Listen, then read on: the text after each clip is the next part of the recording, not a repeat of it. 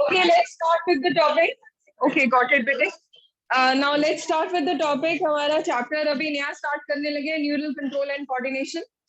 And expression बाद में उसके स्कूल में टेस्ट है कृतिका. और बच्चे प्लीज, ये हमारा मेरे साथ भी हुआ है कि बहुत बार ऐसा फेलियर्स को फेस करना पड़ा. बहुत बार ऐसा हुआ कि इतनी मेहनत की और वो चीज रिजल्ट्स नहीं आए. बट एक ही चीज है जो कंसिस्टेंसी या हार्डवर्क. अगर आप चाहते हो किसी और से आगे निकलना, पहले तो अपने आप से कंपटीशन करो. अगर आपके माइनस में तो प्लस में आने की कोशिश करो. अगर आपके 100 बिलो है तो प्लस 100 करने की कोशिश करो. ये स्टेप वाइज प्रोसेस है. और आप लोग बच्चे please do not skip these papers.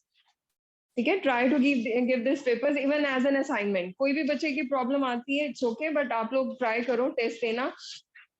मुझे इस चीज की खुशी है कि आप सबने जिसने भी पेपर दिए हैं बड़े दिल से आप लोग पेपर देने आए हो. ठीक है, पेपर जरूर अटेम्प्ट करना. जो बच्चों की प्रॉब्लम थी इट्स ओके, बट आज जो बच्चे, आप +2 में एक बच्चे के लिए हैरान हो जाओगे. हम कहते हैं हमें बुखार था या हमें जुकाम था, हम लोग नहीं दे पाए पेपर. उस बच्चे के फ्रैक्चर हुआ है और डॉक्टर ने स्ट्रिक्टली मना किया हुआ है. Pratyush is from Saint Stephen. वो बच्चा स्पेशली टेस्ट के लिए आया 3 घंटे और उसके लिए पूरा टॉप फ्लोर आना पड़ा. बच्चे के मन में लगन होनी चाहिए. हम लोग नॉर्मली ये बोल देते हैं कि क्या आपके चोट लगी थी या कोई टांग में टांग टूटी हुई थी जो आप लोग नहीं आए. तो वो बच्चा वही बात कर रहा था, हंस रहा था कि मैम मेरे को ये पेपर देना बहुत ज्यादा जरूरी था. तो आप लोग ये चीज समझ रहे हो कि आप लोग अगर अपने आप से लड़ोगे. अब वो बच्चा हार्डवर्क कर रहा है, क्या उसको पे ऑफ नहीं करेगा? 100%. ठीक है, तो अब पढ़ना है. एक ही हमारा मोटिव है, पढ़ाई. सब अपने अपने मन में प्लेज ले लो कि आज जैसे ही हम रूम से निकलेंगे, I have to study, I have to be sincere for my parents at least. जब भी कोई बच्चा मुझे मिलता है ना, मुझे आप लोग नहीं दिखते हो, आपके पेरेंट्स दिखते हैं. और दिखता है उनकी उम्मीदें इतनी ज्यादा. मुझसे नहीं, आप लोगों से बहुत ज्यादा उम्मीद है. किसी के भी, कोई भी बच्चा स्टेप इन करता है, कोई भी. तो बच्चे प्लीज हमारी मेहनत जीरो नहीं कर. पढ़ो. और आप लोगों को दिसंबर के भी पेपर्स मिल जाएंगे, क्वेश्चन पेपर्स रिस्पेक्टिव आपके स्कूल्स के. उनकी तैयारी शुरू करते हैं. और आपको पता चल गया है, ट्रिक पता चल गई है कैसे हमें तैयारी करनी. ठीक है, हर स्कूल के पेपर्स है, उनको सॉल्व करना शुरू करो. ये कर सकते हो. ठीक है, let's start with the studies. बड़ा इंटरेस्टिंग चैप्टर है न्यूरल कंट्रोल एंड कोऑर्डिनेशन. नहीं नहीं बच्चे, अभी पहले ना वो हो जाएगा, डोंट वरी. दिसंबर मिड में मैंने टारगेट रखा हुआ है. 1 दिसंबर से एग्जाम है.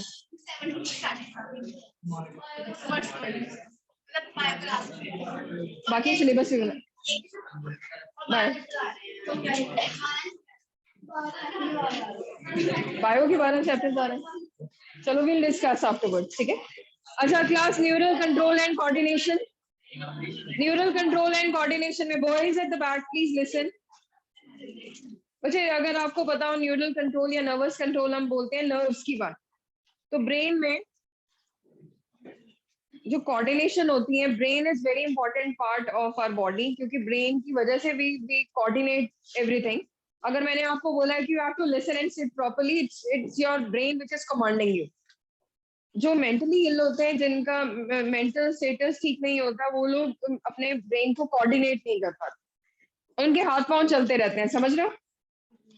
आप बोलते हो कि ये पागल है, ये हाथ हिलाई जा रहा है या फिर अपने पैरों को नहीं कोऑर्डिनेट कर रहा. दैट मीन्स मेंटली ही और शी इज इल. तो coordination is very important. Coordination का मतलब, ये कंट्रोल का मतलब ये है कि brain is controlling all the organs of our body. तो मेन कंट्रोलिंग ऑर्गन हमारी बॉडी में क्या है? ब्रेन. और ब्रेन में जो सिस्टम आता है, एक आता है ब्रेन में ब्रेन बॉक्स. तो आप कहाँ चले गए थे? अच्छा, तो बच्चे ब्रेन में, अगर आपको बताओ, ब्रेन में अभी सिर्फ समझना है, क्योंकि आज अगर ये समझ लोगे, आपको पता है चैप्टर इज इजी, तब इजी लगता है. ब्रेन में अगर आप देखो, अपने यहाँ टच करो जरा, बहुत हार्ड ये बॉक्स है, ब्रेन बॉक्स, क्रेनियम.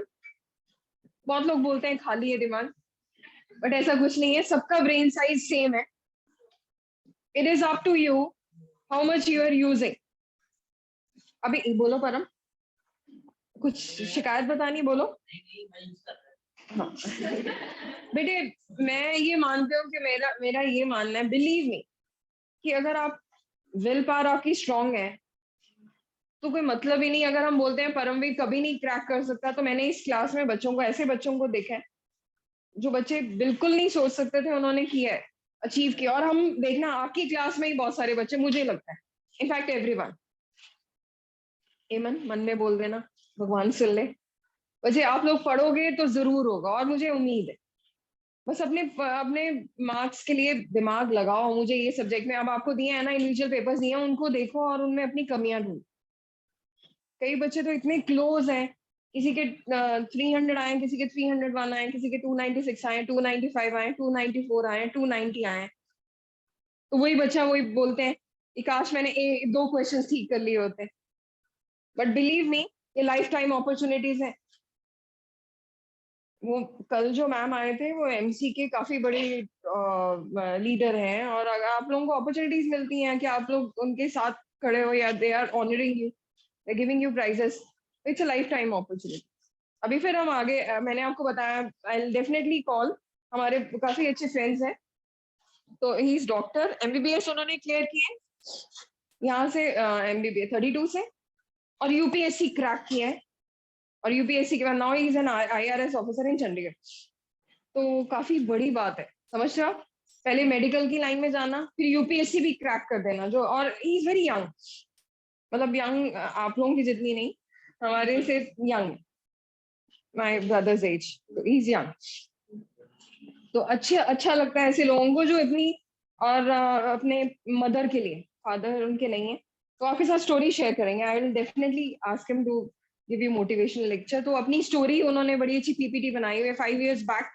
उनकी पीपीटी मैंने देखी थी, A1 इंस्टीट्यूट के स्टूडेंट्स के साथ उन्होंने दिखाई। तो वो अपनी स्टोरी में जो उन्होंने बताया, इतनी इंटरेस्टिंग है। कैसे वो प्रेसिडेंट उनको अवार्ड दे रहे हैं, पता है ना? जो यूपीएससी क्लियर करते हैं, आईएएस और आईआरएस को बैजेस मिलते हैं, तो वो प्रेसिडेंट खुद लगा। तो वो चीजें जो है ना, ऑनर और इतना सब कुछ, कहते हैं पहले टीचर्स बोलते थे कि 32 में एडमिशन हो गई ना, आपकी जिंदगी बन जाएगी। जब 32 में एडमिशन हुई, देखा बहुत हार्ड वर्क है, मेडिकल ले लिया है, और डॉक्टर्स की लाइफ इतनी इजी नहीं है।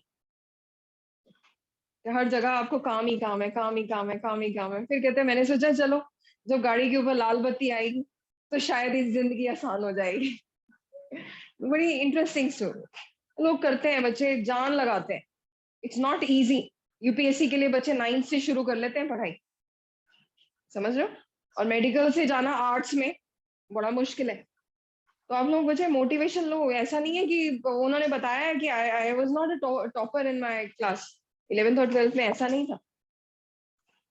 तो बस हमें मोटिवेशन अपने आप के लिए लेनी है, अपने आप से, और अपने पेरेंट्स को देख, ठीक है?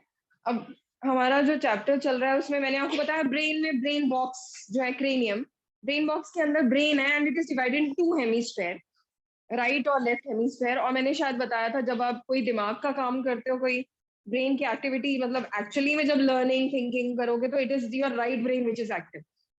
लेकिन जब आपका और पार्ट आता है क्रिएटिविटी में, आर्ट्स में, रोमांस में, जब आप, या फिर आप किसी को हंसाने में, then your left brain is active. But कईयों के दोनों एक्टिव होते हैं, वो इसलिए बिकॉज दे वर्क, ठीक है? अब इधर सुनो, ब्रेन में अब कहते हैं कि 2 हिस्से अलग अलग हैं, दोनों में बीच में ज्वाइंट होता है।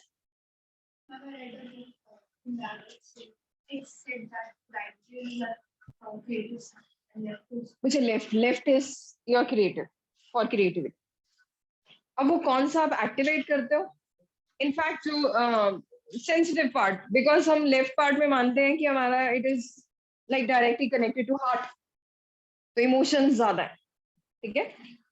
अब जो ब्रेन की जो बीच में कनेक्टिविटी है, राइट एंड लेफ्ट ब्रेन,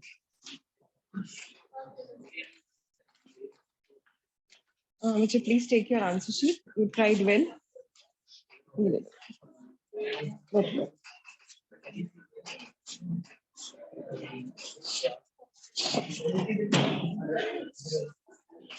अच्छा, अभी ये देखो, ब्रेन में, हकीरत स्माइल, टेंशन हो गई, कीप स्माइलिंग। वैसे अभी देखो, ब्रेन जो है, they are connected via corpora quadrigemina, हमारे दोनों ब्रेन जो है, दे आर कनेक्टेड। और ब्रेन में 3 हिस्सों में डिवाइडेड है। अगर आपको बताएं, आगे वाला हिस्सा बोला जाता है forebrain, then it is midbrain, then it is high brain. जो फोर ब्रेन है फ्रंट पार्ट, अब सुनते जाना और लर्न भी हो जाएगा। कहते हैं ब्रेन जो फोर ब्रेन है, maximum part of our brain is carried या it is occupied by your forebrain. और अगर आपने कभी गौरव ध्यान दिया हो, जनरली एड्स में भी आपने देखा है, इधर देखो बेटे कुशल, एड्स में भी अगर आपने देखा है तो कभी भी दिमाग की बत्ती जलती है या थिंकिंग पावर आप कहाँ बनाते हो, यहाँ पे फ्रंट पे बल्ब यही जगता है। That means your memory, thinking, intelligence, that is a part of fore brain. Memory, thinking, intelligence. अब कई बार भीड़ में होते हो आप लोग, तो आप लोगों को कुछ चेहरे याद रहते हैं, कुछ देर बाद आप मिलते हो तो याद आता है कि हमने इसको देखा क्राउड में भी। और इनफैक्ट अगर मेमोरी लेन के डाउन जाओ, अगर आप बचपन में किसी अंकल या आंटी से मिले हो और आपको कुछ सालों बाद वो आके एकदम आपके घर पे आते हैं, तो आप कहोगे यस ऐसा हुआ नहीं हुआ, नहीं हुआ। ओके, किस किस के साथ हुआ है कि पुराने लोग कोई आए हैं और एकदम याद आ गया? वो हमारी मेमोरी, थिंकिंग और इंटेलिजेंस जो पार्ट है, that is your fore brain.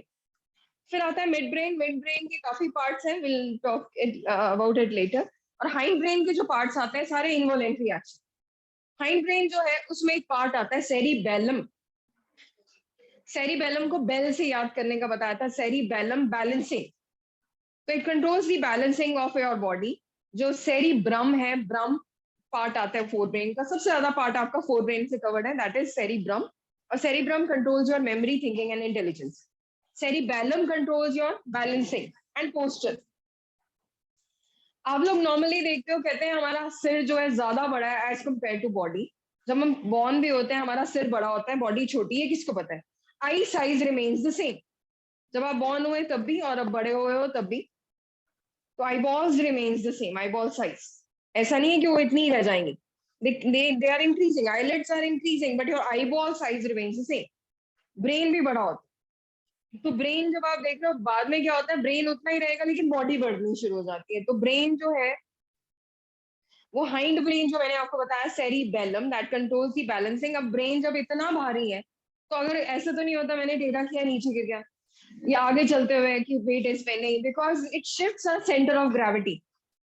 Centre of gravity पता है ना सभी को, वो शिफ्ट कर देता है बॉडी में। जैसे अब मेरे यहाँ पे अगर if I am standing straight तो यहाँ पे मिड में कहीं होगी या मे बी लोअर पोर्शन, लेकिन जैसे मैंने टिल्ट किया तो it shifted to another side, या maybe towards the right side और maybe towards the left side.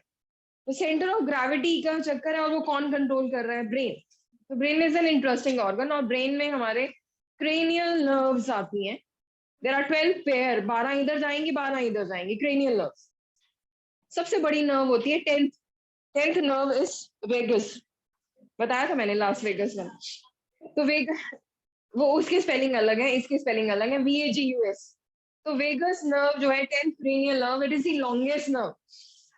और अगर आप नीट की तैयारी कर रहे हो तो हमें 12 की 12 याद करनी है, और ये भी याद करना है वेदर इट सेंसरी और whether it is motor. Sensory nerve वो होते हैं जो हमारे सेंस ऑर्गन से अटैच है। अगर आपको पता हो गौरव, हमारे सेंस ऑर्गन्स में क्या क्या आता है? आईज, ईयर्स, नोज, टंग, स्किन। किसको पता है? तो ये जितने भी सेंस ऑर्गन से अटैच है, they are all called as sensory nerves. जो मसल से अटैच है, they are called as motor nerves. तो कुछ नर्व्स होती है सेंसरी नर्व्स, कुछ होती है मोटर नर्व्स, और कुछ होती है mixed, they are called as relay nerves, mixed nerves. तो जब ब्रेन हमारा, अब ब्रेन के पास इतना काम है बिकॉज इसने कोऑर्डिनेट करना है इनवॉलेंट्री एक्शंस। इनवॉलेंट्री एक्शन मतलब आपकी ब्रीदिंग, स्नीजिंग, कफिंग या ब्लिंकिंग ऑफ आईज, बहुत सारे कोऑर्डिनेट कर रहा है। आप मेरी बात सुन रहे हो तो आपके दिमाग यहाँ पे कोऑर्डिनेट कर रहा है, लिख रहे हो, डिक्टेट किया जा रहा है, लर्न भी कर रहे हो, ग्रास्पिंग भी कर रहे हो, तो ब्रेन इज अंडर लोड। तो ब्रेन पे एक टाइम पे 10 काम कर सकता है। एक टाइम पे वो 10 काम जो है लोड उठा सकता है। बाकी कामों के लिए हमारे पास स्पाइनल कॉर्ड है। स्पाइनल कॉर्ड, ब्रेन से जब नीचे से वायर्स निकलती हैं, कॉर्ड इसलिए बोल दिया तारे, एंड दिस स्पाइनल जो ब्रेन से निकली, they are called as cranial nerves. जो स्पाइनल कॉर्ड में जा रही है, they are called as spinal nerves. माना जाता है जो हमारी वर्टिब्रल कॉलम है, that is your backbone, it is empty from inside, ऐसे ही है। And they have this connection जो अलाउ करता है movement only in one direction. हम पढ़ेंगे। देखो, एक होती है movement like ball and socket. अगर आप अपना ये शोल्डर के साथ अटैचमेंट देखते हो तो it is free movement, It is, you can move it your shoulder in any direction. एक आती है movement which is in particular direction, like hinge, ऐसे एक ही एंगल पे, जैसे पैर के भी ऐसे. लेकिन अब जैसे थंब, फ्रीली मूवेबल थंब, ऐसे ही हमारे आती है बैकबोन. अच्छा बंद रखा करो प्लीज. बैकबोन में क्या होता है, it is in only in one direction. Backbone में अगर आप वो करते हैं, कई लोग योगा के टाइम, कोई ऐसा कर सकता है पीछे, जिम्नास्टिक कर सकता है? ओके, तो ओके, तो आप पीछे लगा लोगे. हाँ, वो चक्र आसन. हाँ, आगे तो सभी लगा लेंगे. हाँ, अपने फीट को टच कर सकते हो ना. अभी कुछ सालों बाद अगर बॉयज का पेट या गर्ल्स का पेट तो थोड़ा मुश्किल होता है, बट अपनी बॉडी को फिट रखना है कि अपने पैरों को टच कर सकते. ठीक है, तो अब क्लास जो हमारी मूवमेंट है वर्टिब्रल कॉलम की, that is only in one direction. तो वर्टिब्रल कॉलम जो है, it is hollow from inside, बिल्कुल एम्प्टी है, और बीच में जो वो वायर्स आ रही है, they are called as spinal cord. और जितनी हमारी वर्टिब्रल कॉलम है 31 है, तो 31 ही निकलती है दोनों तरफ. तो 31 पेयर ऑफ स्पाइनल नर्व्स. कितने पेयर थे क्रेनियल नर्व्स के? 12. और नीचे कितने नर्व्स हैं स्पाइनल नर्व्स? 31. अगर आप कोशिश कर सकते हो सारी की सारी लर्न भी हो जाएंगी, वेरी इजी. स्पाइनल कॉर्ड की हम पढ़ेंगे ना, वर्टिब्रल मैंने बताया था आपको, पूरी हड्डियां याद करनी. सर्वाइकल होती है 7, फिर थोरासिक, फिर लंबर, फिर सैक्रम, फिर कॉसेक्स, ये सारी आपको लर्न करनी है. 37 होती है, 31 में से हर एक में से नर्व निकल रही है, that is called as spinal nerve. ये क्या करती हैं? ये they control our reflex action. सुना है सभी ने? रिफ्लेक्स एक्शन का ये फंक्शन होता है to relieve the load of your brain. अब आप बैठे हुए कहीं पे भी, आप लोग कोई बड़े कोऑर्डिनेशन से काम कर रहे हो, यू हैव सम प्रोजेक्ट और यू आर लर्निंग समथिंग और you have your exam tomorrow, आप बड़े इंटरेस्टिंगली पढ़ रहे हो, और नीचे एकदम आपके पैर आपने साइड पे रखा, और या फिर पिन थी या कोई चूहा आया, व्हाटएवर. आप क्या करते हो? आपने रिफ्लेक्स एक्शन किया, बिना देखे अपने पैर को रिट्रैक्ट कर लिया और देखा तो कहा आपने बच गए. ऐसे हुआ है ना? ऐसा तो नहीं कटने के बाद पता चला वो गया. या फिर आपने देखा होगा कि आप हॉट पैन को, जैसे सपोज आप किसी चीज को टच करने लगे हो, आप टच करने से पहले आप भांप लेते हो, because you have sense organ, and this is what is reflex action. Reflex action carry nerves from sense organ, सबको पता ही. It carries message to your spinal cord.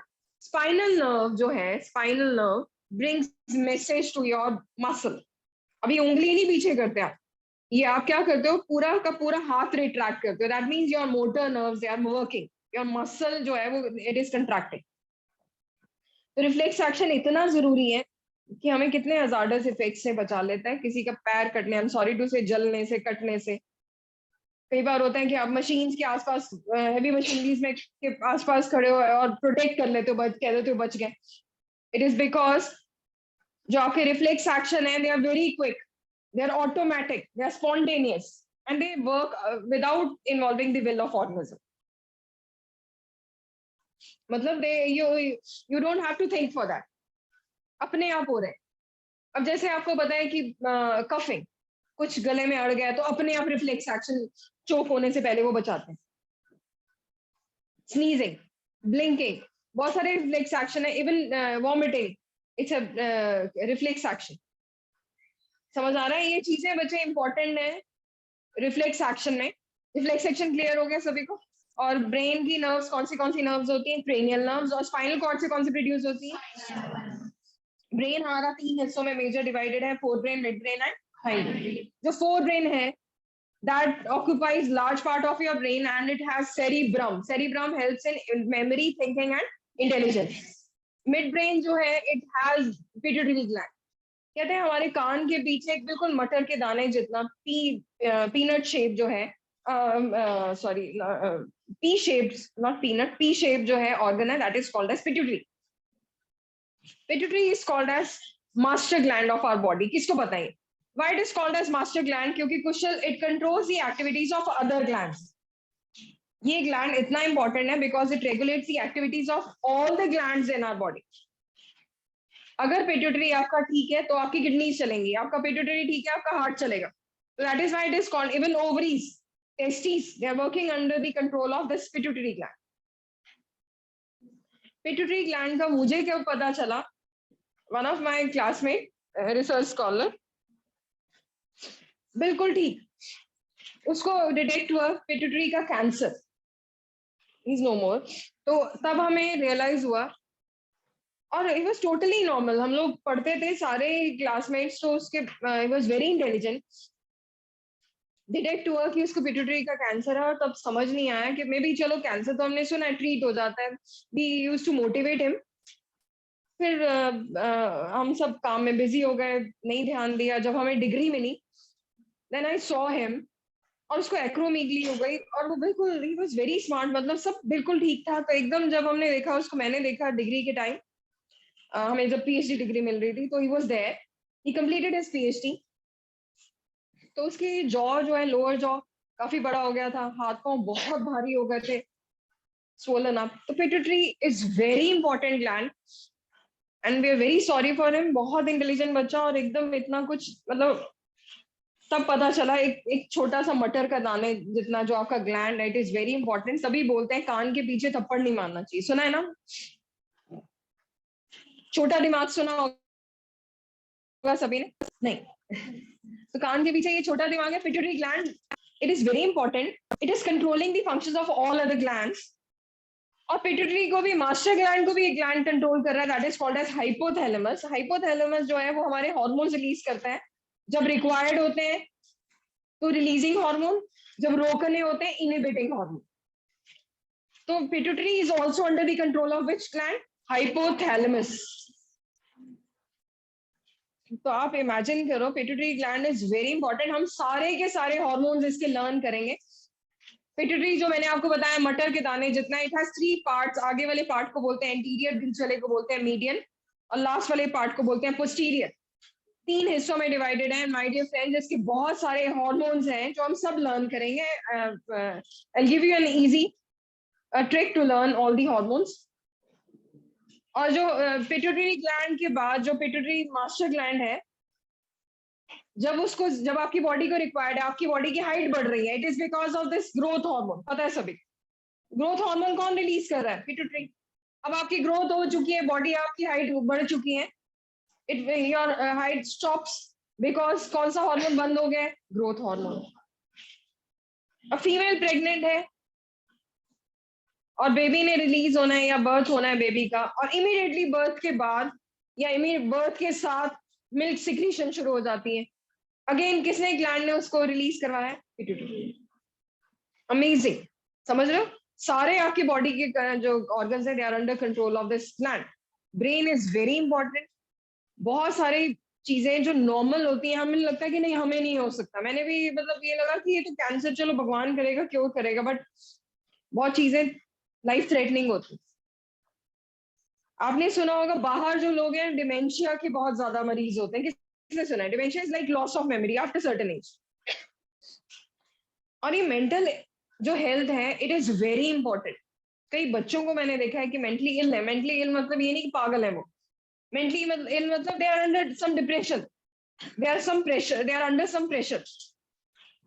या तो पेरेंट्स को खुश करने में लगे हैं, टीचर्स को खुश करने में लगे हैं, या दोस्तों को खुश करने में लगे हैं। तो ये जो प्रेशर है, बहुत कम लोग डील कर पाते हैं। अब वो जो डिमेंशिया के पेशेंट है, उनके साथ क्या होता है, after certain age they forget everything. खाना खाए, भूल जाएंगे खाना नहीं खाया। फिर उनके साथ खाली बर्तन रखने पड़ते हैं और बताना पड़ता है कि अभी अभी आपने खाया। यूरिन करके आएंगे, कहेंगे मैंने तो आज टॉयलेट ही नहीं किया। फिर उनके साथ वहां स्लिपर्स रखने पड़ते हैं याद करने के लिए। तो it's a sad story. And बाहर बहुत ज्यादा कॉमन है, क्योंकि वहां बाहर जो है, लोग लोनली रह रहे। बाहर की स्टोरी क्या होती है कि बाहर जो है 14 टीन एजर में आते हैं, 16 ईयर घर से बाहर जाओ।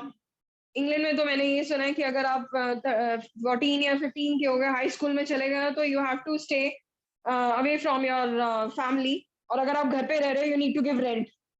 किसको पता है? You need to give rent to your parents. हाँ, वहां बच्चे ट्रेंड है, it's their society, they want everyone to earn. अच्छा, अब ये जब पता है, बच्चे कहते हैं कि अब आप लोगों की स्टोरी है, जरा सुनना। बच्चे कहते हैं हम पागल हैं, पैसा भी दे रहे हैं, पापा मम्मी की देख के सामने रहेंगे, गालियां भी खाएंगे, बाहर जाओ कोई कुछ नहीं कहेगा, है ना? कितनी अच्छी लाइफ। कितने बच्चे कह रहे हैं यस?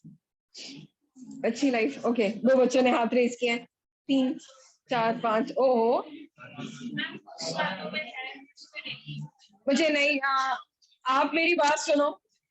कल को आप लोग, हाँ क्या कह रहे हैं? इंडिया में कुछ भी नहीं है, क्या कह रहे हैं? नहीं बच्चे, जहाँ जहाँ हम लोग बॉर्न हुए हैं ना, और जहाँ पे आप लोगों को बच्चे कहते हैं कि जहाँ का नमक खा रहे हो वहां के लिए बुरी बात नहीं। Even if you go to Canada और whatever country you want, लेकिन अपने इंडिया का अपनी बेसिक्स नहीं भूलो, ठीक है? अब यही बात है। अच्छा इधर सुनो, अब वहां की डिमेंशिया ये रीजन है कि जब पेरेंट्स बच्चे छोड़ के चले गए एट द एज ऑफ 15 या 16 या 18 may be 22, and they living lonely, क्योंकि मैरिजेस कर रहे हैं, बहुत मैरिजेस हो गई, हर एक के साथ बच्चे हैं, 8-10 बच्चे हैं, they are living on their own. तो वहां की जो कल्चर है, यहाँ पे नहीं, यहाँ की तरह नहीं है मरेंगे साथ जिएंगे साथ 7 जन्म तक।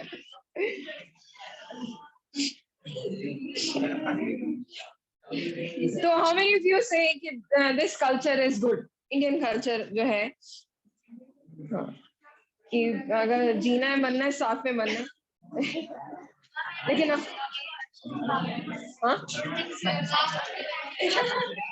Not Audible.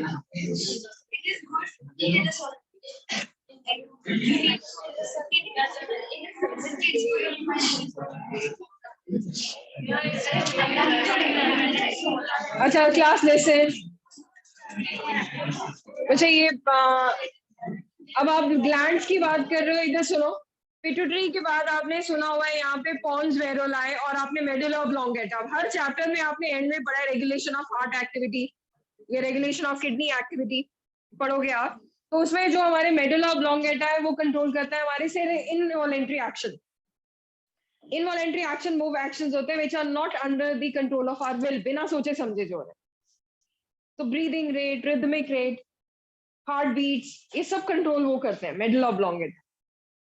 और अब बच्चे आप ब्रेन में बड़ी ध्यान से सुनना कि जब बच्चा बॉर्न होता है तो क्रेनियम नहीं होता, ब्रेन बॉक्स, ब्रेन कच्चा होता है, ब्रेन में ये स्किन होती है, किसको पता है? Even if you touch 3-4 months का बच्चा अगर आपके हाथ में है और आपने उसको टच किया है, तो ऐसे होता है कि आपकी स्किन, आप you can feel the brain.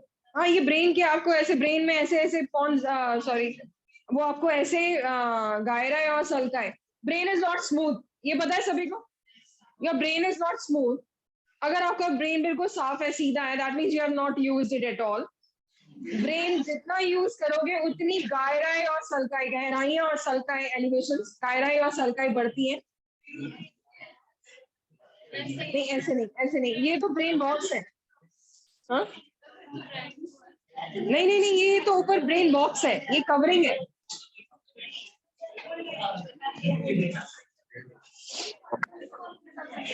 Class listen,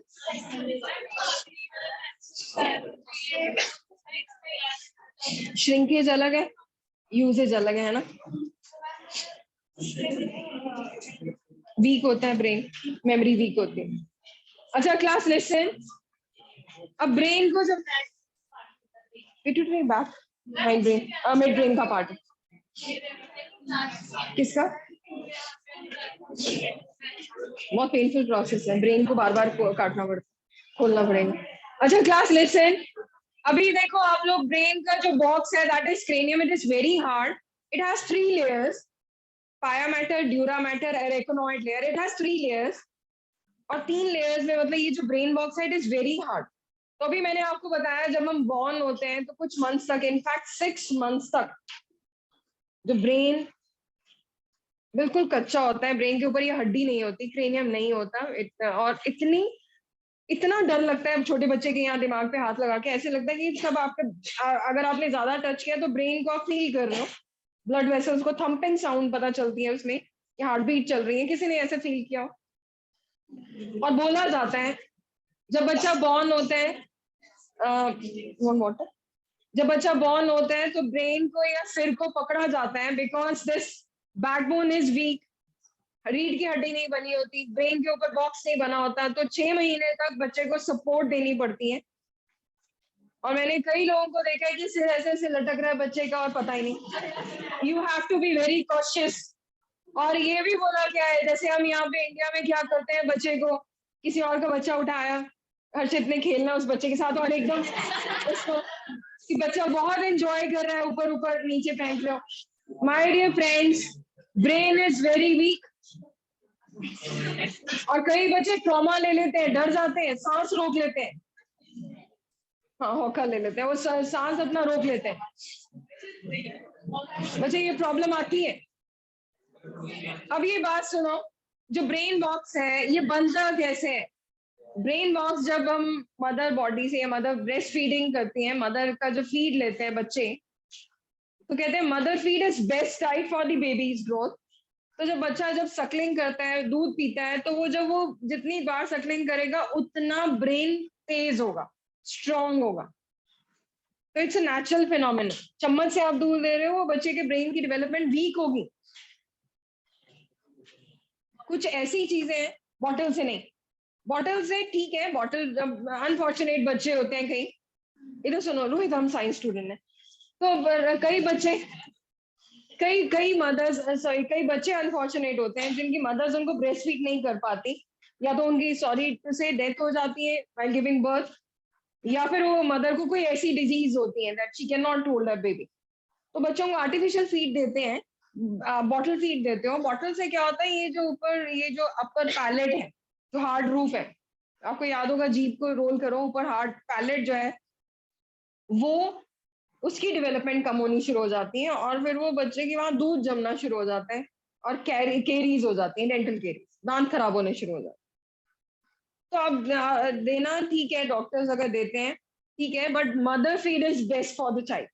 कल को आप लोग भी डॉक्टर्स बनोगे तो डॉक्टर, एक लेडी को आपने ये बताना है, यहाँ पे ये मिथ है इंडिया में, बाहर भी, कि ब्रेस्ट फीडिंग से बॉडी की शेप खराब होती है, या ब्रेस्ट फीडिंग से फीमेल्स जो है ज्यादा एजेड हो जाती है। My dear friends, I would like to tell you, breast feeding से सबसे ज्यादा फायदा होता है मदर को। सबसे ज्यादा फायदा कैसे हुआ मदर को? क्योंकि ब्रेस्ट कैंसर जो बहुत फ्रीक्वेंट कैंसर है ऑल ओवर वर्ल्ड, इंडिया में थोड़ा कम है, इसको पता है, breast cancer is very frequent all over world. दूसरा कैंसर जो इंडिया में कॉमन है, यूट्रस कैंसर, इंडिया में टॉप पे। Again there are some reason. तो अब जो हम ब्रेस्ट फीडिंग अगर आप करवाते हो तो आपको ब्रेस्ट कैंसर से बचोगे।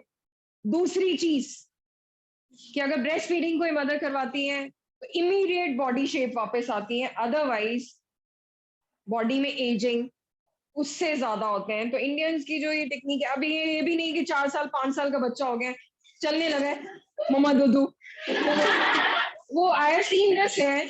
मैं, मेरा बच्चा कुछ नहीं है, you all are science student. जो मदर फीड है वो 1 साल तक ठीक आएगी, बच्चे का पेट भरेगा, वैसे 6 महीने के बाद बच्चे को खाना देना शुरू कर देते हैं। इतना तो मदर ने नहीं खाया, मदर की हड्डियों से निकलना शुरू हो रहा है कैल्शियम, ठीक है, या तो मदर को भी उतना कैल्शियम दो। इसको बातें समझ आ रही है? तो ये जो है ब्रेन डेवलपमेंट के लिए बहुत ज्यादा इंपॉर्टेंट फैक्टर है मिल्क, क्योंकि ब्रेन जो बोन है that is made up of calcium.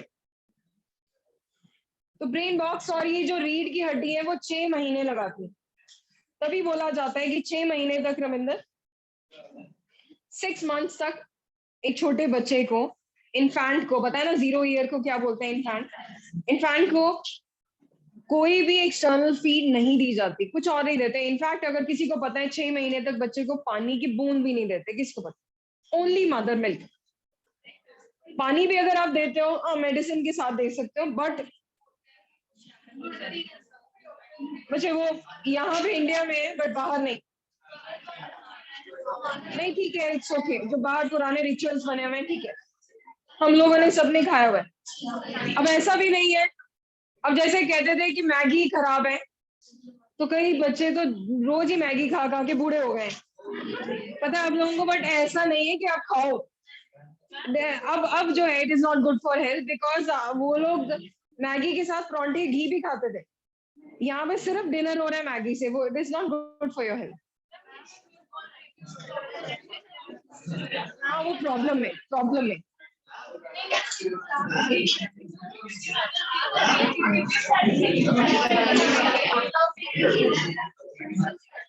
Dependent करवा देते हैं, 0 नैन 1 या 0 नैन वो अच्छे सेरेलैक के अच्छे। बोलो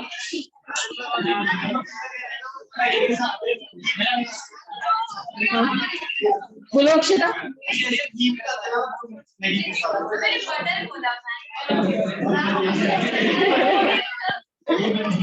बोलो आप कह रहे हो Maggi and butter is good.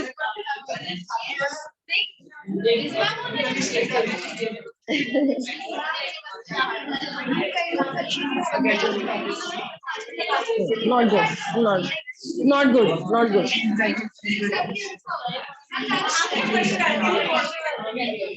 ऐसा कुछ नहीं। It may hurt some. बच्चे जो ये देखो +1 क्लास बच्चे इट्स अप टू यू। देखो मिथ्स है ऐसे बने हुए हैं, जैसे अभी इसने बताया कि काजल लगाने से आंखें बड़ी होती हैं, तो ऐसा नहीं है कि जिन्होंने काजल लगाया उनकी बहुत आंखें खुली हुई हैं, जो नॉन काजल वाले वो पता चल जाते हैं, ऐसे ऐसा कुछ नहीं है। तो काजल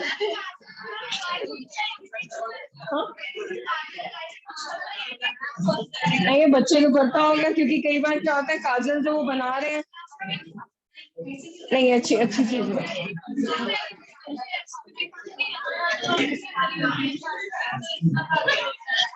अब ये चीजें नहीं, इनफैक्ट बच्चे अब आप लोग ये चीजें भी सुनो, क्योंकि आप लोग फ्यूचर डॉक्टर्स हो। अब ये चीजें जैसे यहाँ पे अब ये बोला जाता है कि जैसे अगर आप के बेबी हुआ है तो 41 डेज तक आप लोग जो है ये पंजीरी खाओ, देसी घी खाओ।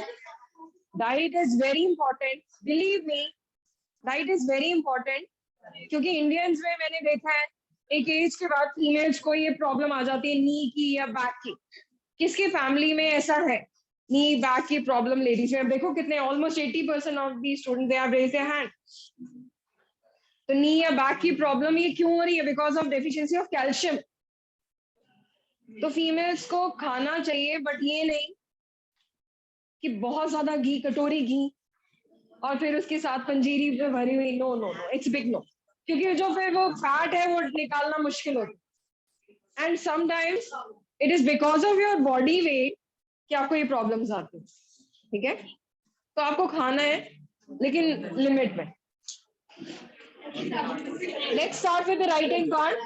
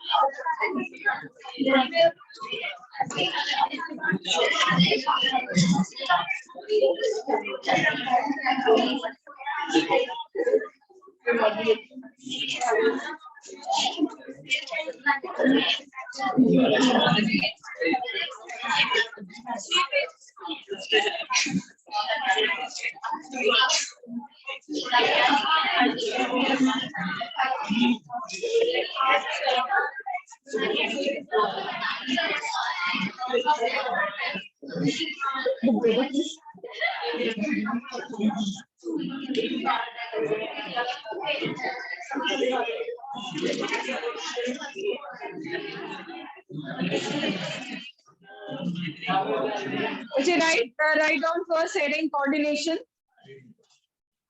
Write down quickly coordination.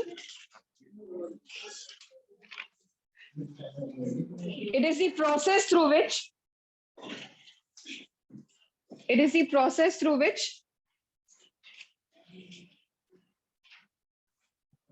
लिखो सिमरन। It is the process through which two or more organs interact. Process through which two or more organs interact and complement the functions of one another.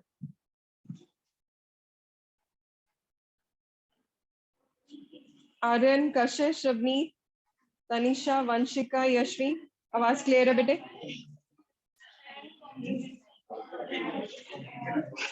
Process through which two or more organs interact and complement the functions of one another.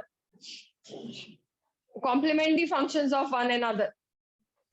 अच्छा, जब वो sir का lecture होगा आप लोग सभी के लिए कंपलसरी होगा आना.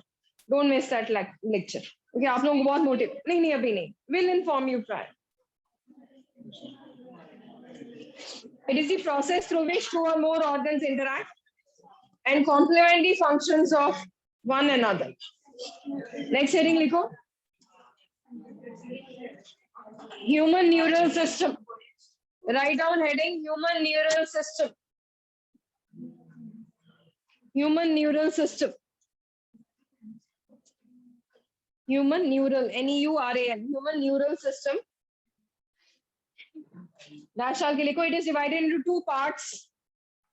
Human neural system. It is divided into two parts. Human neural system consists of two parts, central and peripheral. Human neural system is divided into two parts. पहला लिखो central nervous system, CNS. CNS, central nervous system, obviously which is in the center. तो क्या क्या होगा मैं? Center में क्या है? ये brain and your spinal cord. इसको ये बात समझ आई. Central nervous system includes brain and spinal cord. And peripheral nervous system includes the nerves which are going in your arms and your legs. ठीक है? तो लिखो central nervous system. It includes brain and spinal cord. परम समझ आ रहा है बेटे? It includes brain. दोबारा लिखो question. Central nervous system, CNS. It includes brain and spinal cord.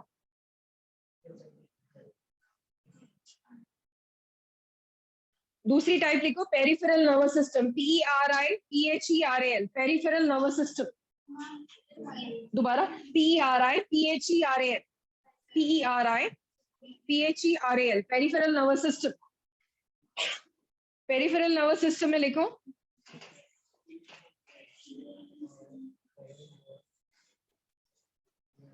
it includes somatic nervous system,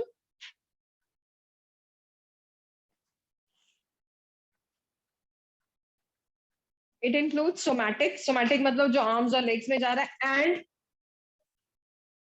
autonomic नाम से पता चल रहा है जो automatic हो रही है, autonomic nervous system. ठीक है पायल? It includes somatic neural system and autonomic neural system. Neural system.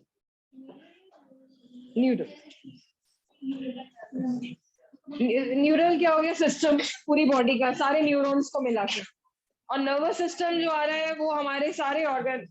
Actually में नर्वस सिस्टम हमारा पूरा जो ब्रेन के जो निकल रहा है that is a system, that is called as nervous system. और जो पर्टिकुलर ऑर्गन में निकल रहा है उसको बोलते हैं न्यूरल सिस्टम. अब लिखो आप लोग सबसे पहले structure and functional unit of nervous system. क्या है वो? Structural and functional unit of nervous system. Neuron. काफी बच्चे यही गलती करते. Structural and functional unit of nervous system. Structural and functional unit of nervous system.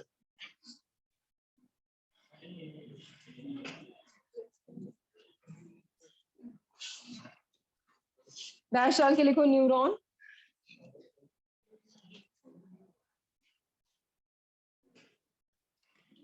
अब न्यूरॉन का डायग्राम सभी को पता है?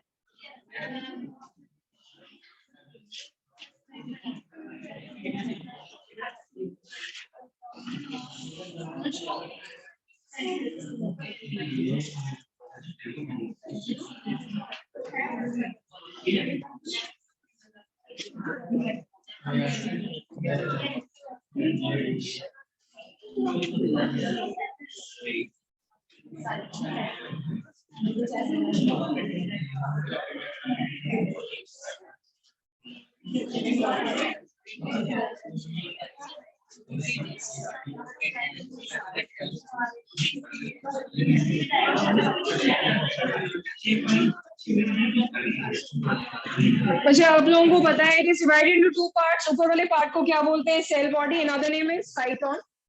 सेल बॉडी में क्या क्या मिलता है? न्यूक्लियस एंड निसल ग्रैन्यूल्स और प्लस ये डेंड्राइट्स. डेंड्राइट्स तो बाहर नर्व्स, ये जो एक्सटेंशन है बेसल ग्रैन्यूल होते हैं डार्कली स्टेन बॉडी। जितने ये ज्यादा होंगे उतना ब्रेन इंटेलिजेंट हो। तो आप लोग अपने हिसाब से लगा लो निसल ग्रैन्यूल्स। ग्रैन्यूल्स होते हैं डार्कली स्टेन बॉडी। हाँ साइटोप्लाज्म भी, साइटोप्लाज्म में ये आ रहे हैं। साइटोप्लाज्म इज अ फ्लूइड, ठीक है। और फिर एक्सॉन, एक्सॉन में ये आती है माइलिन शीथ।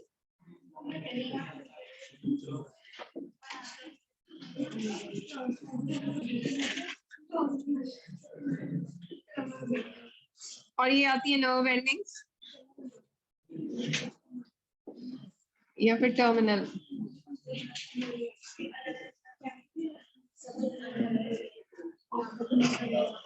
यहाँ ये माइलिन शीथ है और बीच में क्या आते हैं nodes of Ranvier. Please draw this diagram given in your NCERT from page number 317।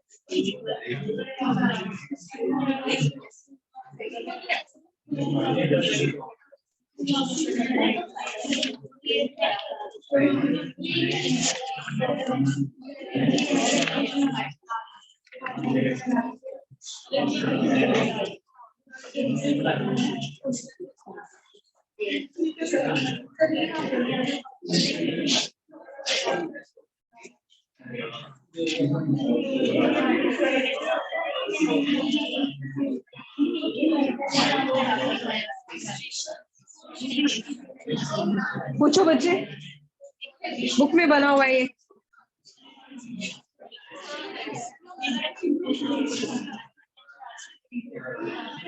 बच्चे बना लिया सभी ने?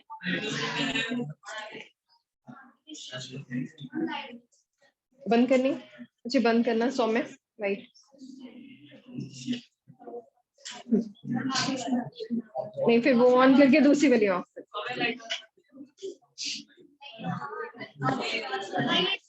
ये वाली होगी। हाँ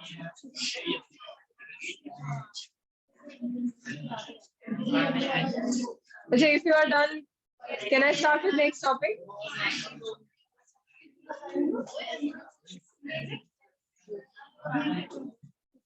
याद है मैंने बर्ड वाला क्वेश्चन पूछा था आप लोगों से कि हाई टेंशन वायर पे जो पोल्स से पोल कनेक्टेड होती है, बर्ड्स को कुछ नहीं होता, लेकिन वही लाइव वायर आप पोल्स की वायर को, पता है आप लोगों को, इसको वायर को हाथ लगाओगे तो बिल्कुल ही चेयर टू डेथ, मतलब बॉडी बिल्कुल जल के वहीं पे ऐसे ही लकड़ की तरह हो जाए। किसको पता है ये बात? और उसी पे बर्ड्स बैठी हुई हैं, उनको कुछ नहीं हो रहा। तो बहुत कुछ आप लोगों ने आंसर्स दिए थे, बताओ। हमारी बॉडी वो भी हवा में है, बर्ड्स भी हवा में। तो आप हवा में रहो, तार को पकड़ के हवा में रहो। नहीं नहीं नहीं नहीं नहीं बच्चे, अगर ये वो तो है ही है, आप अगर पकड़ के लटक के खड़े हो तभी आपको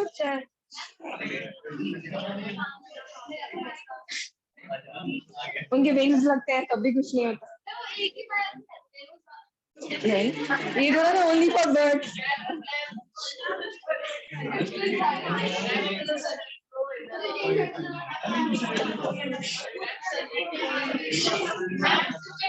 उनके नहीं है, उनके नहीं है, बॉडी में इंसुलेटर।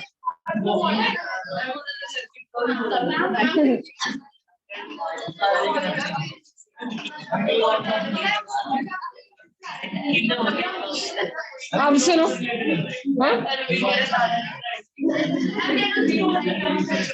मुझे नॉर्मली देखो, हमारी बॉडी बहुत अच्छी, जैसे अगर अगर ये बात है कि हवा में लटक के, तो अगर वो तार पे, अब नॉर्मली जो पोल्स ठीक करने के लिए खड़े होते हैं, वो कई बार ऐसा होता है कि वो हाथ वहीं रह जाता है, देखा आप लोगों ने? तो ऐसे ही मतलब हाथ अकेला नहीं, पूरी बॉडी के साथ। ये मुझे हाई टेंशन वायर्स के पास काम करना स्ट्रिक्टली बिग नो है, because our body is a very good conductor. और ऐसे ही कई बार सुनने में आया है, जैसे कई लोग सपोज जीरकपुर में या पंजाब में कि आप लोग हाई टेंशन वायर्स घर के आगे से निकल रही हैं, और कई लोग सोचते हैं चलो कपड़े सुखा लेते हैं। या फिर कई बार क्या होता है कि हाँ, तो नहीं, अब सुनो सुनो, ये एक सोच है। ऑब्वियसली वो सुखाने जाएगा तो वापस नहीं आएगा, लेकिन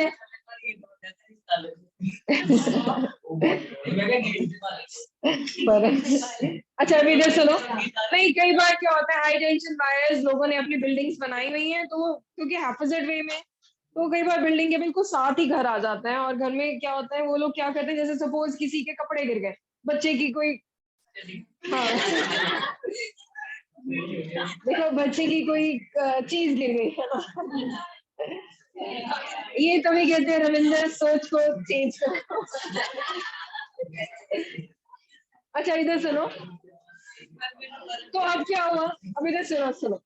अब उसमें क्या हुआ, अगर आप उसको टच भी कर लेते हो, ये एक पूरा केस आया था जीरकपुर में कि हाई टेंशन वायर पे उसने एक्चुअली काइट फ्लाइंग का टाइम था, तो उसने काइट उठाने के लिए वहां हाई टेंशन वायर से कोशिश की, तो उसने जैसे हाथ रखा, तो आप कुछ देर में लोगों ने देखा उसको कि वो पूरा का पूरा जैसे बॉडी जहां जा रही है वहां साइड से दीवार से पानी की तरह उसका ब्लड बहने लगा, और वो ही वॉज चेयर्ड, मतलब ब्लैक हो गई बॉडी, और वहीं का वहीं ऐसे लक्कड़ की तरह रह गया।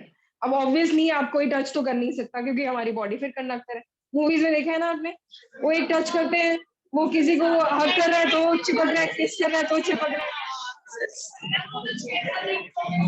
Because our body is conductor. अगर आप साइंस स्टूडेंट हो तो आप लोगों को, और इनफैक्ट अगर आप ये सोचो कि उसको चप्पल मार के आप उस वायर से हटा सकते हो, पॉसिबल नहीं है, क्योंकि लोगों ने कोशिश की, पानी तो डाल ही नहीं सकते, पता है ना। अब ये क्या हुआ कि जो बर्ड्स के केस में क्या है, बर्ड्स आर स्मार्ट और भगवान ने इनको स्पेशल बनाया है।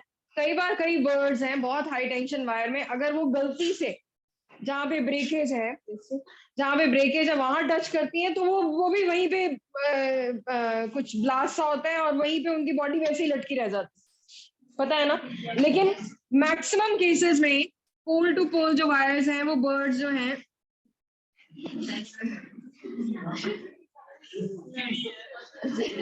चलो कहते हैं चलो बर्ड्स का पेयर अच्छा लगता है, तो अब ये दोनों बैठे फ्रेंड्स या बहन भाई।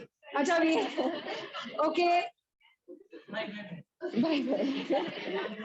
नहीं, चलो रविंदर एंड हिज ब्रदर दोनों, ठीक है, तो कोई बात नहीं, हमें नहीं पता हम अगले जन्म में क्या बनेंगे, रविंदर ही पुराने जन्म की बात है। तो अब ये देखो क्या हुआ, जो सर्किट है वो इसके आउटर बॉडी से निकल रहा है, because body is an insulator. Body जो है वो इंसुलेटर की तरह काम कर रही है, जो circuit is not passing from their body. हमारी बॉडी में बोन्स जो है, हड्डी है, देयर कंडक्टर। तो करंट जो है ना, आपने कभी मूवीज में भी देखा होगा, वो जर जर करके पूरी हड्डी से निकल के जाता है, एक एक हड्डी को पता चलता है करंट लगा।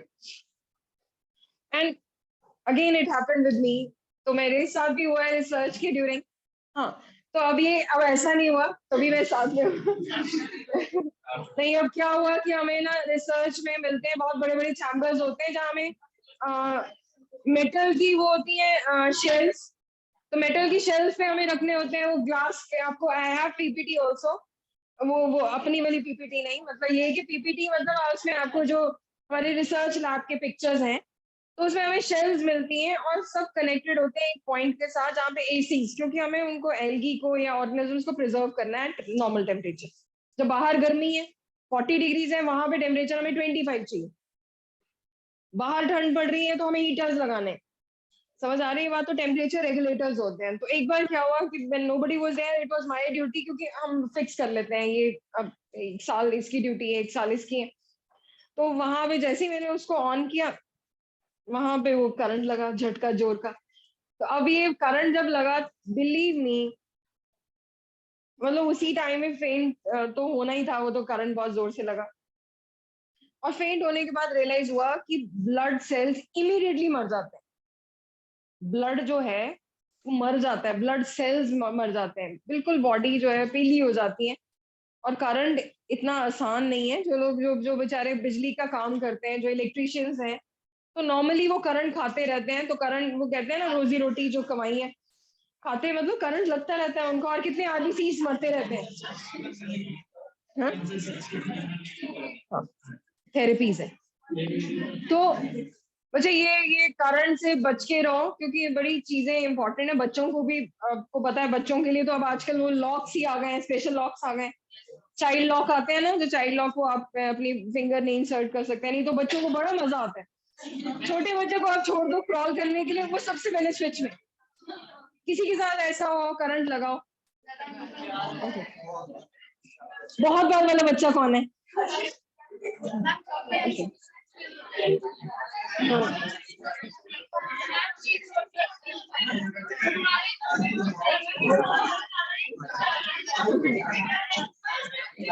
ओहो, काफी जोर से लगा।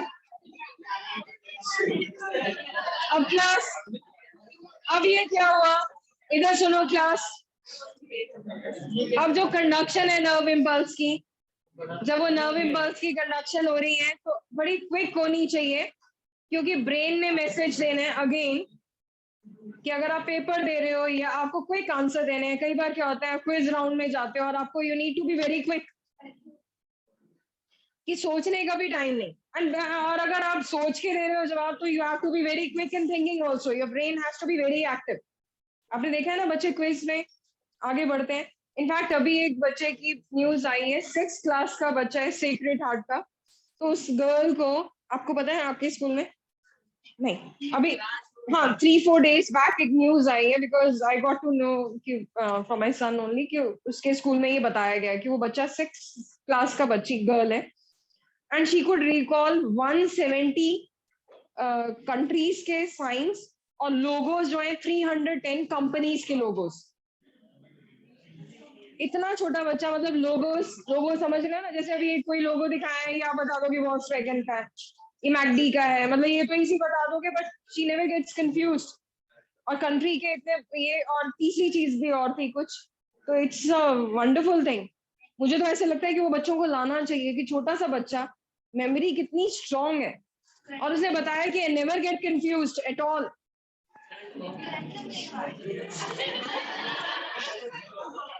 नहीं कृतिका, वो नेचुरल बाय बाय बर्थ, उसने अपने न्यूरॉन्स को ज्यादा यूज किया। करण की बात छोड़ दो, अब कुछ और बात सुनो। अच्छा, अब ध्यान से सुनना। तो ऐसे कुछ जानवर हैं जो बहुत ज्यादा स्लगिश होते हैं। जैसे आपने सुना होगा snails, they walk very slow but they live very long because they consume their energy. Tortoise, yes. Why they live long? Because they use their energy less. They conserve their energy. Pandas also. Sloths, sloths, sloths. They're very sluggish. अच्छा, अभी तो सुनो।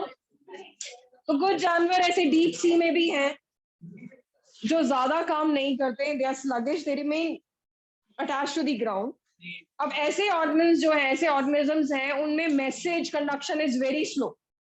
आपने ये तो ध्यान दिया कि हमने बनाया एक्सॉन पे myelin sheath. Myelin sheath is made up of fat, and fat is an insulator. ये चर्बी है, फैट का बना हुआ है, and fat is an insulator. किसको पता है? It is not at all a good conductor. तो मैसेज सपोज डेंड्राइट लेके आए, बड़े ध्यान से देखना। डेंड्राइट मैसेज लेके आते हैं, वो कन्वे करते हैं, जैसे ही पता चलता है माइलिन शीट है, वो नहीं कर पाते, तो they carry message from one node to another node. This is how they conduct message very fast within the neuron. कितनों को बात समझ आई? Because of presence of this myelin sheath, conduction of nerve impulse within the neuron is very fast. Non myelinated मतलब जिसके अंदर myelin sheath absent है, तो उसमें मैसेज जो कंडक्शन है, इट इज वेरी स्लो। तो there are two types of neurons, एक माइलिनेटेड होता है, एक नॉन माइलिनेटेड। क्वेश्चन आता है नीट में, which of these neurons will conduct message fast? तो कौन सा होगा, माइलिनेटेड और नॉन माइलिनेटेड? माइलिनेटेड, क्योंकि उसमें नोड टू नोड जंप करेगा। अब वो सारा का सारा मैसेज कोमल कहाँ आ चुका है? Nerve and. बड़े ध्यान से सुनना, जिसको ये टॉपिक क्लियर हो गया एक इंपॉर्टेंट टॉपिक कंप्लीट हो जाएगा और नेक्स्ट क्लास में ये चैप्टर फिनिश भी। It's very easy. देखो अगर ध्यान दोगे, क्योंकि आपके इस बार आईज ईयर नोज ये नहीं आ रहे, अब इधर ध्यान देना कि अगर अब दूसरा न्यूरॉन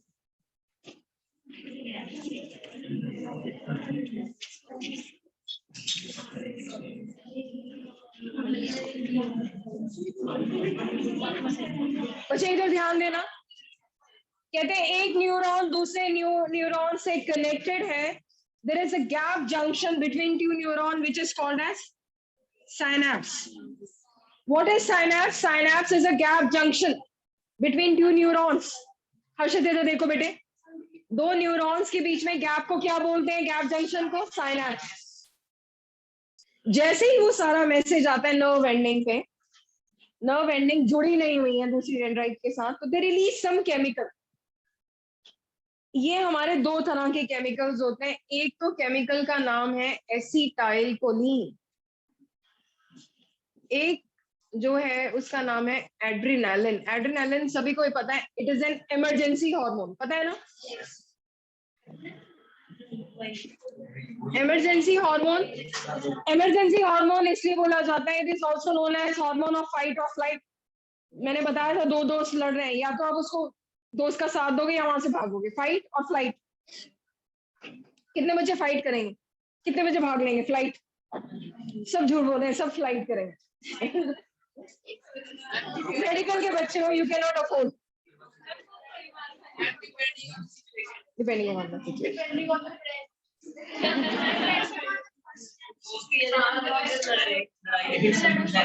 तो दोस्त 15 लोगों से लड़ रहा है, तो अब class listen, okay come back Rohit. अगर यहाँ पे केमिकल रिलीज हुआ है, क्लास लिसन, अब वो केमिकल दोनों में से कोई भी एक हो सकता है। इट कैन बी एसिटाइलकोलिन और इट कैन बी एड्रेनालिन। ये जो केमिकल है ये जाके यहाँ पे चिपकता है बिकॉज दे हैव रिसेप्टर्स।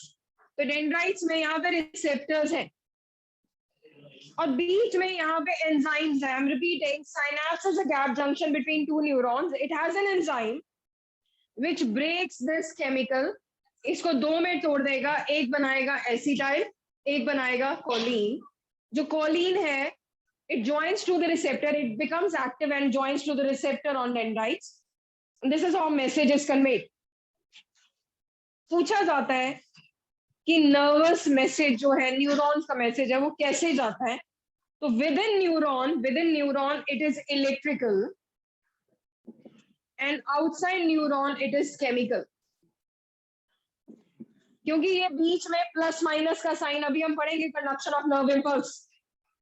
तो Tisha, within neuron it is electrical, between two neuron it is chemical. और केमिकल के दो नाम कौन से बताए मैंने? एसिटाइलकोलिन और दूसरा adrenaline. It can be any of these chemical. जैसे ये मैसेज नर्व एंडिंग पे आता है, acetylcholine breaks down into acetyl and choline. Choline is an active part. It joins to the dendrite, and this is how message is conveyed from one neuron to another. How many of you are clear? आपको question पूछा जाएगा कि message कैसे convey होता है within a synapse. तो synapse के बारे में पहले बताओगे, it's a gap junction between two neuron. और within a synapse the message is conveyed via a chemical. Chemical can be acetylcholine और इट कैन बी एड्रेनालिन। ये acetylcholine है, it is broken down into acetyl and choline because यहाँ पे enzyme है। वंश, अगर आपको याद हो बेटे, कोई भी एंजाइम का नाम देना है तो पीछे क्या लगाते हैं? एज। वेरी गुड वंश। तो इसमें इसका नाम ही यही पड़ जाता है, कोलिनेस्ट्रेज। एज लगा दोगे, इसका मतलब ये एंजाइम है। Cholinesterase breaks down acetylcholine into acetyl and choline. Choline becomes active and joins to the dendrite and hence message is conveyed. ये कितनों को समझ आ गया? अब दूसरा मैंने आपको एड्रेनालिन जब इमरजेंसी रिक्वायर्ड होगा तो एड्रेनालिन केमिकल। अब क्वेश्चन आता है कि हाउ इट इज इलेक्ट्रिकल। आज समझ लो इलेक्ट्रिकल मैसेज कैसे कन्वेट होता है। कहते हैं हमारी मेम्ब्रेन जो है, लाइट ऑन कर दो प्लीज। हमारी जो मेम्ब्रेन है, this membrane, it is already electrically charged. अगर आप अपनी मेम्ब्रेन को देखो तो it is already charge, it is positive from outer side and it is negative from inside. सुनते रहना, ये मुश्किल है पार्ट, ये अपने आप नहीं कर पाओगे। कहते हैं why it is positive, because it has sodium ions on the outer side and potassium ions on the outer inner side. My dear friends, you can see both are positive. कितनों को ये बात समझ आई? दोनों पॉजिटिव है, but मैंने बाहर क्या बनाया? पॉजिटिव साइन, अंदर क्या बनाया? Negative. It should be positive on both side. But अगर आपको बताऊं मैं कि अगर बाहर ज्यादा सोडियम आयन है, more positive positive, less positive is negative. कितनों को ये पता है? More positive is positive, less positive is negative. तो तन्वी, बाहर सोडियम ज्यादा है तो सोडियम की वजह से पॉजिटिव चार्ज बाहर हो गया और negative charge it is on the inner side. और इस स्टेट को, ये नॉर्मली हमारी जो स्टेट है, जो नॉर्मल आपकी न्यूरॉन की स्टेट है, इसको बोलते हैं polarised. What is polarised state? When it is positive on the outer side, negative on the, and बाहर कौन से आयंस है? सोडियम। अंदर कौन से आयंस है? जैसे ही कोई मैसेज देना है उसको हम बोलते हैं एक्शन पोटेंशियल। और इसकी वैल्यू भी निकाल दी। किसी ने बताया ये इलेक्ट्रिसिटी है, तो इलेक्ट्रिसिटी में कोई ना कोई वोल्ट या पोटेंशियल डिफरेंस होना चाहिए, तो इसकी वैल्यू भी निकाल दी बहनों और भाइयों। It is -70 millivolt. उन्होंने ये बोला कि हमारी रेस्टिंग पोटेंशियल है ये, अभी कोई मैसेज नहीं जा रहा। What is the value? -70 millivolt. किसको ये बात समझ आई? It is called as resting potential. जब when body is at rest, Arshada, जैसे ही एक्शन पोटेंशियल, रेस्टिंग के बाद कौन सा पोटेंशियल आएगा? एक्शन। तो अब मुझे बताओगे आप सौम्या, सोडियम आयंस कहाँ थे, बाहर या अंदर? तो sodium ions they try to come inside and potassium ion they start to move outer side. अब सौम्या मुझे बताओगे आप, ये बाहर कौन सा चार्ज आ जाएगा? नेगेटिव। और बाहर अंदर कौन सा आ जाएगा? This is called as depolarised state. Polarised state खराब हो गई। How many of you are clear? पहले कौन सा पोटेंशियल था? रेस्टिंग। ये कौन सा पोटेंशियल है? एक्शन। अब वापस इसको लेके आना है, पर दोनों पॉजिटिव है। तो पॉजिटिव को लाने के लिए, दोनों पॉजिटिव को अपनी अपनी जगह पे वापस लाने के लिए we need energy, and energy is used in the form of, and ATP जब भी चाहिए होता है तो वी रिक्वायर अ पंप। तो इसमें sodium potassium pump they are required. They push sodium ions out on the outer side and potassium ion on the inner side. तो ultimately फिर से वही आ जाएगा, बाहर पॉजिटिव और अंदर नेगेटिव। इसको वापस लेके आए हैं, इसलिए स्टेट को क्या बोल देते हैं? रिपोलराइज। दोबारा सुनो, मैंने आपको ये बताया कि न्यूरॉन्स जो मैसेज लेके जाते हैं वो कौन सा होता है? Electrical and. तो इलेक्ट्रिकल किसके अंदर होता है? Within the neuron. अभी मैंने बताया आपको हमारी स्टेट कौन सी रहती है? पोलराइज। पोलराइज का मतलब क्या है? बाहर क्या है? पॉजिटिव। अंदर क्या है? पॉजिटिव किसकी वजह से? सोडियम। नेगेटिव किसकी वजह से? How many of you are clear? फिर कौन सा पोटेंशियल आता है? एक्शन पोटेंशियल की वैल्यू निकाली गई। कहा गया कि जब ये माइनस से प्लस में आएंगे, पर हम दोबारा सुनना, माइनस से जब हम प्लस में आएंगे तो +40 मिली वोल्ट, -70 से कितना आ गया? +40। तो परम ही मुझे जवाब देगा। परम, मुझे बताओगे इनके बीच में डिफरेंस कितने वैल्यू आ गई? Very good. ओके, 110। क्योंकि -70 से वो +70 आएगा, फिर वो +70 +40 जाएगा। How many of you are clear? तो ये दोनों का जो डिफरेंस है that leads to an action potential. जब तक ये मिनिमम वैल्यू नहीं होगी राबिया, तब तक एक्शन नहीं होगा। और उस स्टेट को हम क्या बोलेंगे? डीपोलराइज में रिदम। मुझे ये बताओ कि बाहर कौन से आयंस आ जाएंगे? अब पोटेशियम बाहर नेगेटिव हो जाएगा और अंदर क्या हो जाएगा? Positive. How many of you are clear? और तीसरा लास्ट में क्या होगा बेटे? कौन सी स्टेट आएगी? रीपोल। रीपोलराइज में वापस बाहर क्या आएंगे? पॉजिटिव, और अंदर क्या आएंगे? This is how message is conveyed with in a nerve impulse या न्यूरॉन। क्लियर है सभी को? लिखने वाला पार्ट नेक्स्ट क्लास में करेंगे। Write down few questions, do it on your own. ये बच्चे फिक्स है, हमारी बॉडी में सोडियम बहुत ज्यादा है और ये आयंस दोनों की वैल्यू, ये सारे उसमें मेम्ब्रेन पे यही है positive.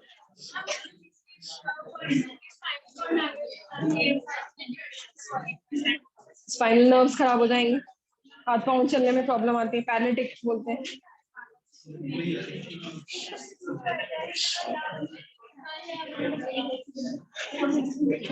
Difference between cerebrum and cerebellum. Difference between cerebrum and cerebellum.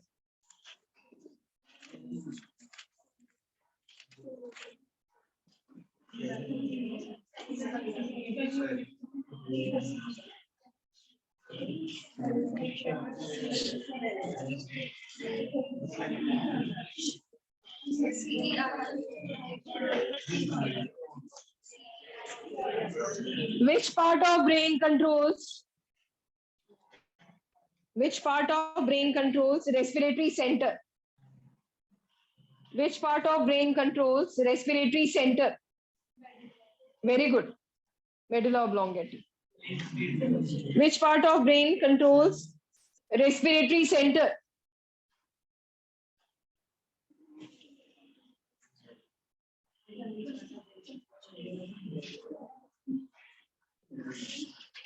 Name the chemical which help in which helps in transmitting.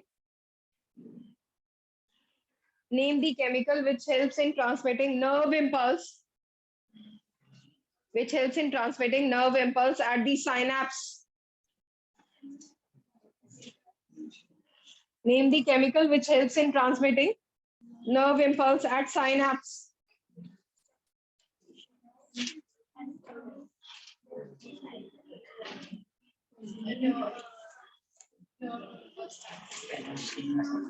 Okay, start with the answers. This is it.